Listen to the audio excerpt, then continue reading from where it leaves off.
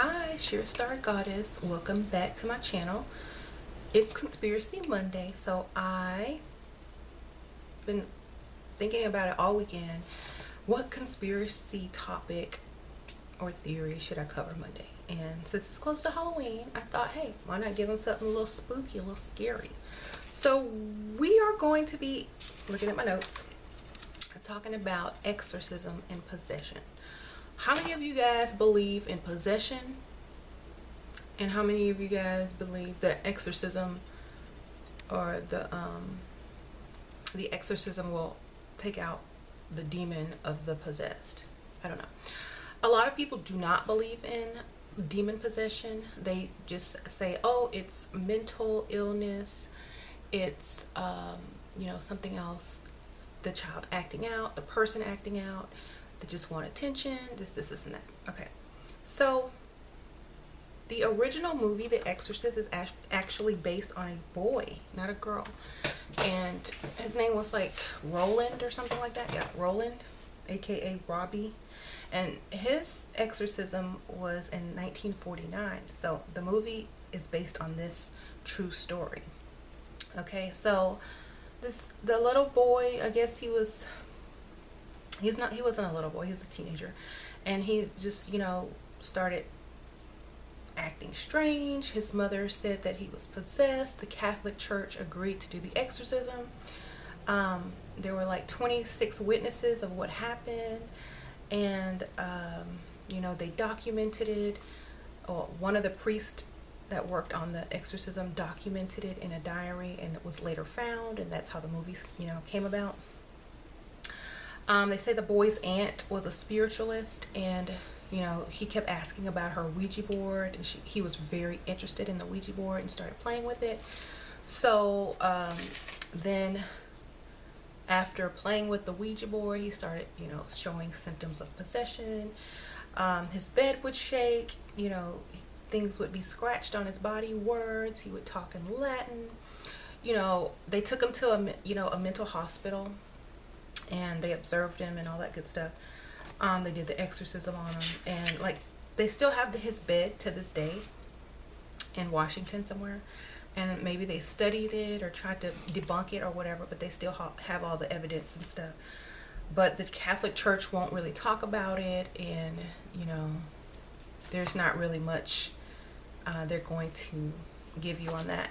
But I I have my own opinion on exorcism and possession. Then we'll have like a movie like The Fourth Kind. If you haven't seen The Fourth Kind, it's about this little town in Alaska where people start experiencing, like, seeing aliens, thinking they were abducted, and they would become possessed with like an alien or extraterrestrial entity and start speaking ancient Sumerian. And one of them go missing and are never found, the little girl. And my opinion on these type of things is, the human has been dealt with technology. A lot of people believe in like that we're hybrid beings. There's different types of humans, different races of humans. A lot of people believe that the aliens or interdimensional beings or extraterrestrials have used us in experiments, and we're their hybrid children.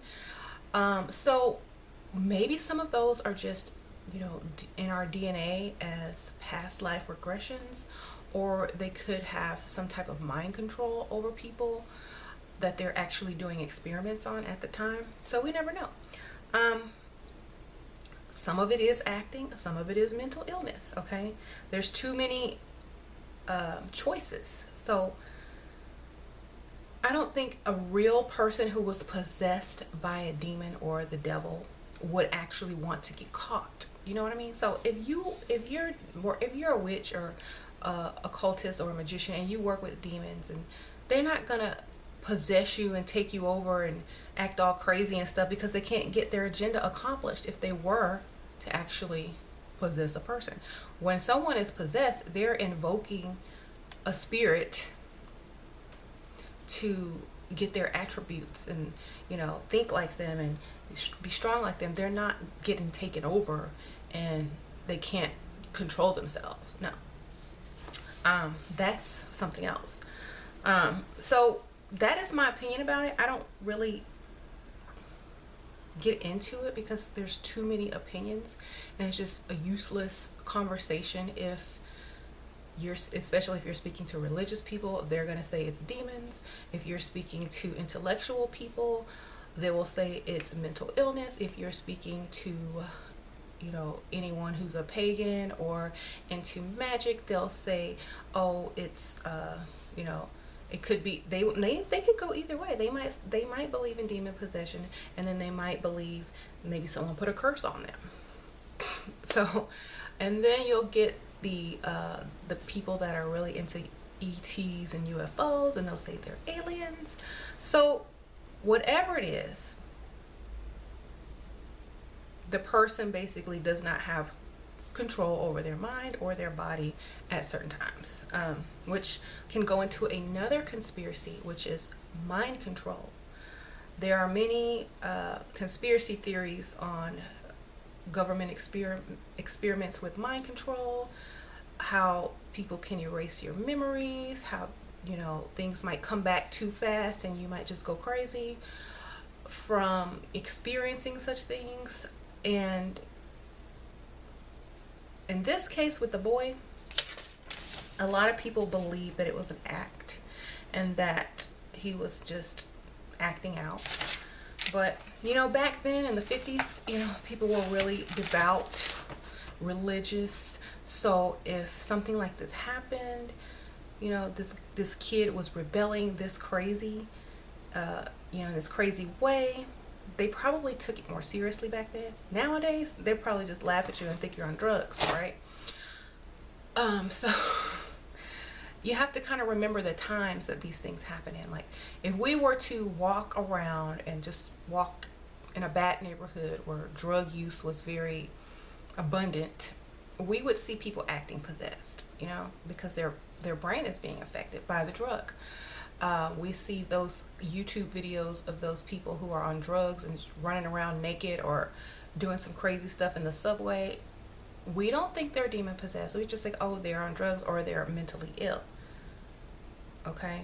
The only reason people would think someone was possessed is if the person was saying, I'm the devil, I'm possessed, and da-da-da. And most of the time in this day and age, people won't even believe them because people are so crazy. You know, they're like, oh, whatever, I'm possessed too. And, you know, so it's all what you believe. It's all in your culture.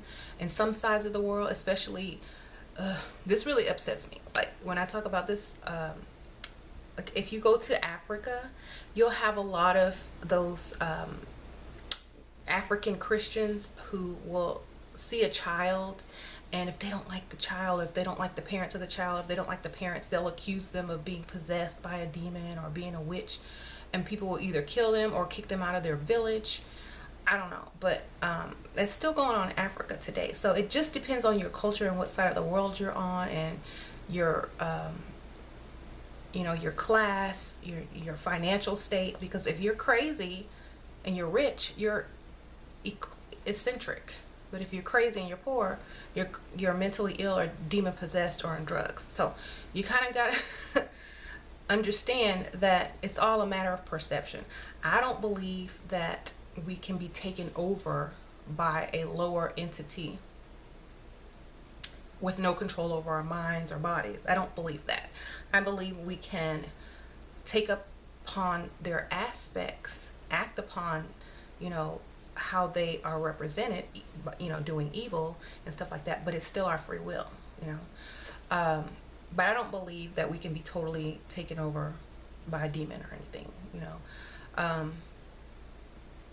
I believe a lot of it has to do with, now I do believe in one thing. Okay, so a lot of people say that a lot of people who are sexually abused as a child or sexually abused or even physically abused will try to escape, you know, astral travel, escape their bodies when whatever's happening to them is happening to them. And sometimes when you leave your body, you know, you leave your vessel open. You do leave your vessel open for other entities to come in. Or when you come back into your body, you've experienced something on the astral realm. You've asked, you know, a lot of people will go and say, oh, I want to be strong so I can fight off this person who's abusing me.